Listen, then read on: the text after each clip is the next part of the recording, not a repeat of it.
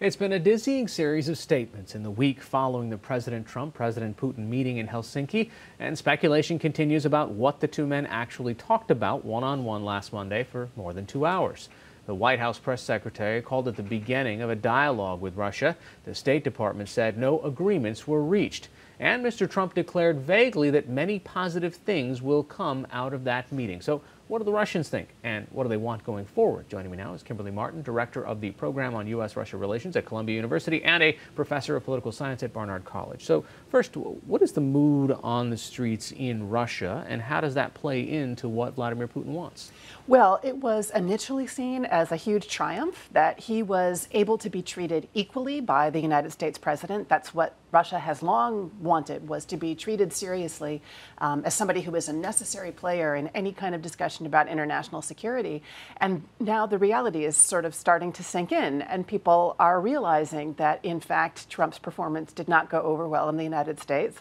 And they're saying, uh-oh, what might that mean? And there is now concern. There are a couple of different bills that are pending in Congress on increasing the sanctions. And people are wondering what kind of sanctions are going to happen next. And so it's maybe a letdown a little bit. Well, what was the impact of those sanctions on the Russian economy? I mean, it is nowhere close to parallel to the U.S. It's much, much smaller. But that seems to be one of the things that Putin is very interested in, relieving that tension, that stress. Yes, I think that's why he called for this meeting of business leaders on both sides. And we know that the sanctions are having an impact on Russia, without question, especially they're having an impact on the oil and natural gas industry.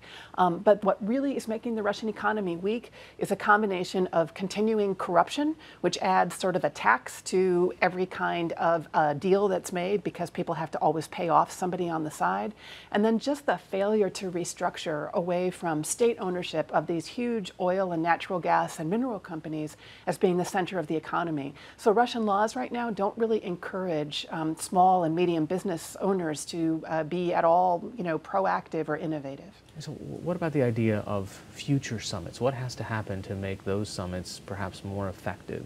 Well, one thing that was really missing, I think, in this summit was a sense of lower-level experts getting together to talk things through before the two people in chief got together to talk, before Putin and Trump got together to talk.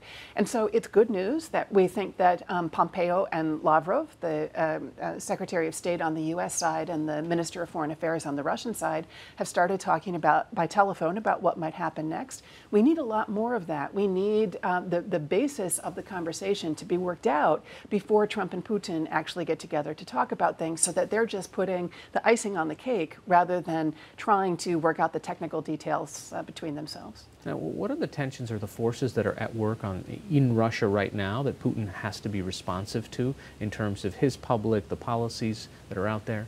Well, it's a very different situation from the United States because he doesn't actually have to worry about being reelected, for example. But he does have to worry about what his base thinks of him. And his base is ordinary people, ordinary workers, and ordinary pensioners. And that's really significant in what's happening recently, because there is a law that might be going forward that would raise the pension age in Russia. For men, it would be going up from 60 to 65. And the reason that that matters is that Russian men still have a tendency to die much younger than their counterparts in the rest of the developed world.